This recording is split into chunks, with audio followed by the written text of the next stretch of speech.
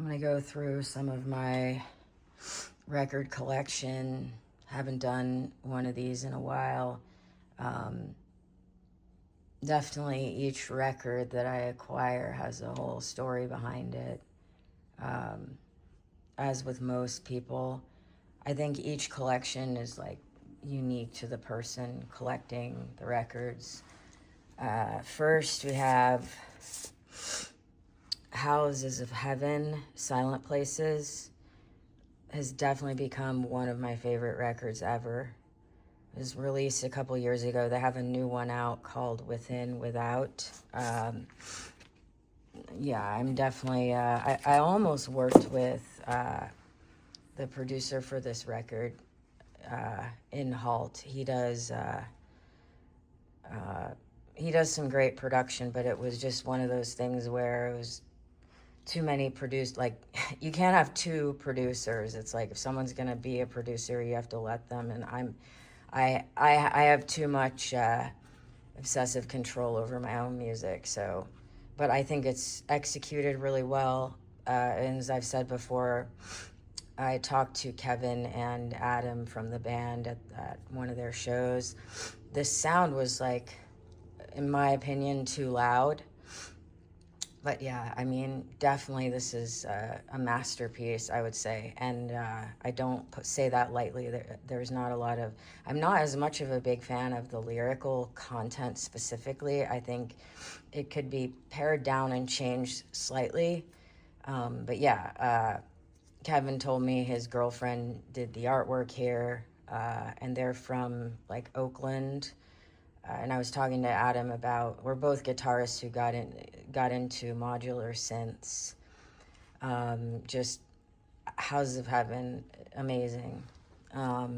Really dark, industrial, powerful, sensual, sexual, tension, release, like all the elements are there.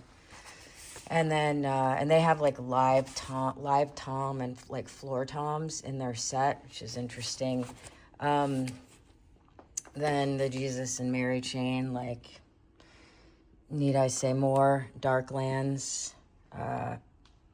seminal record of shoegaze. My favorite record by the Jesus and Mary chain. I really hope they do a repress of that.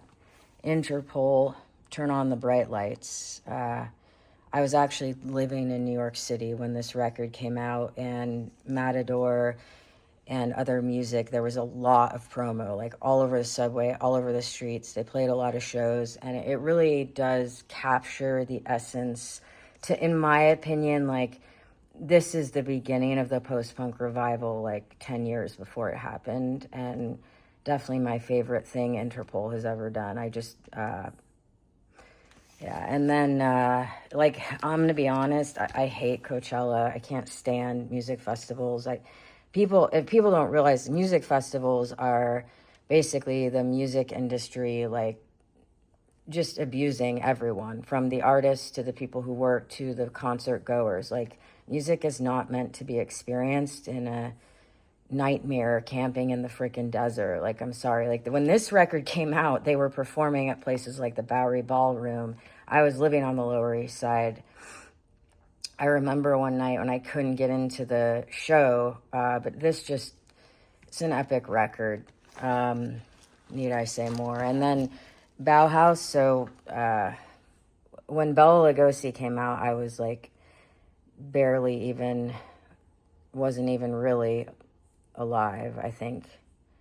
And I discovered like the old school goth records in the early 2000s when I lived in New York City. So Bauhaus, Burning from the Inside. I also think it's one of the best covers they've done, like the actual artwork.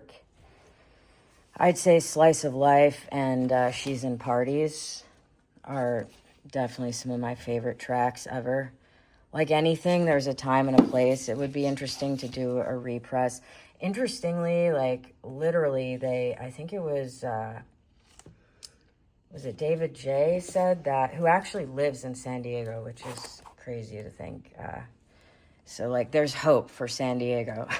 It's like people who discover in LA, San Diego, like, we need more edgy artists here to begin with. But he was saying how when they recorded Bela Lugosi is dead, it was like magic. They did it in one take. So there's definitely a kind of divine thing. Then This Needs No Introduction, my favorite record of all time. You know, what more can I say? This is a really super obscure, I got this because of the collab on here. I'm not like a fan of the producer necessarily as a person, and I don't really like this band, but this is like a cover. It's like a shoegaze dream pop, edgy post-punk cover of a couple of songs by this band. And I think the track that I really like is on the included 7-inch. I forget. This is definitely a really deep cut and worth exploring, but yeah. Then, of course, I mean, hey, how can you not love Joy Division, Unknown Pleasures? I think it was really a divine time when this came out as well. And listened to this a lot on CD. This was ahead of its time, came out before I was born. And, you know, rest in peace, Ian Curtis. I think, you know, when you have like punk rockers worshiping the first official post-punk album, that tells you a lot. I think, what's the guy from, one of the guys, one of those hardcore punk dudes was like, this is the best record of all time. Definitely the music, the production, the drums are very, like, just, there's a lot of like psychedelic drum elements. It's just really a masterpiece. To the point where they've written books about, like, many books have been written, like, this is basically started everything. Dive, Deceiver, I covered the artwork because artwork is really important to me, and I really don't like the artwork that Dive is using, and not to be rude, but they were the it band in New York City on Captured Tracks for quite a while, and I actually know someone who like worked with them when they were first coming out. My favorite track from this is Skin Game and Blankenship. And believe it or not, Blankenship is actually a setting on a guitar pedal that shall remain nameless. It's interesting to hear like where they get their song titles from. Yeah, it's a piece of vellum covering up the less than appealing artwork. Interesting. I was just talking about before I was born. Yeah, Skin Game. And there's a lot of really complex guitar playing. You know, like as a guitarist, it's just a lot of, it's technical guitar playing, and has its own time and place. I'm not one of those people who's totally obsessed with Dive to the point where I go crazy. I will say though that like, I appreciate them. I remember when Ocean, their first record came out, OSHIN, I was listening to one of those tracks on repeat with like on one of my goth playlists. It was the best way to go through customs. Seriously, like I was in London, I think at the time. Got me through customs, that and with Cranes. And then let's see, there's a few other items here that that's actually a record label, Items and Things. If you think you know Depeche Mode, you don't know Depeche Mode until you have heard Construction Time Again.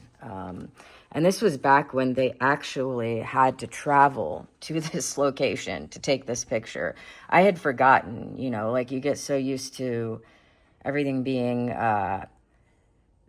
know, digitized and Photoshopped. This was years before Photoshop came. It ages like fine wine. I mean, it's aged to perfection.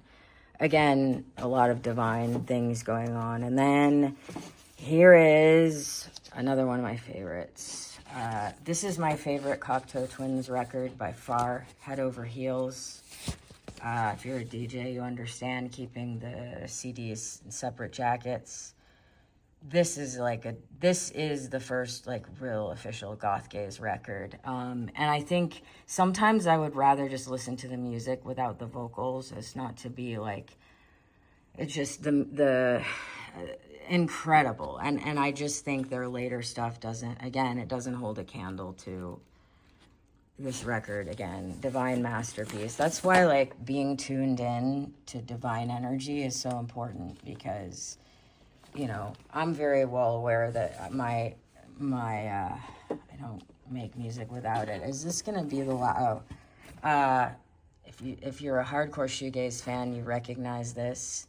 Very hard to come by. This is Lush, Spooky. Unbelievable record.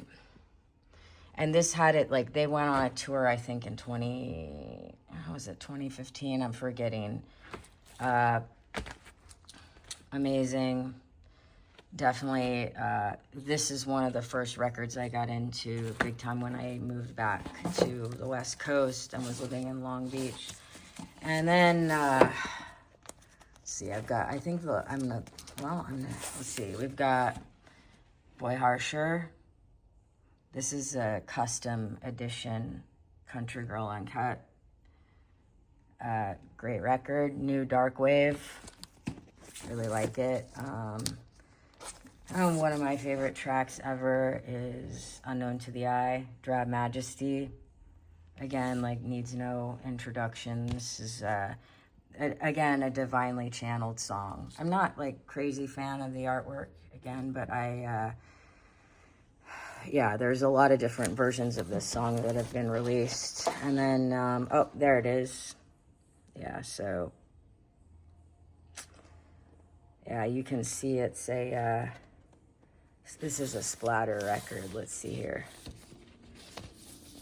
This is the new way that this is like holding the camera and doing this at the same time.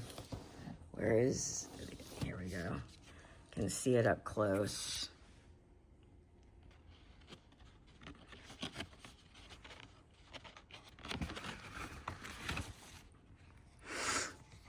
Look at that, there it is, splatter.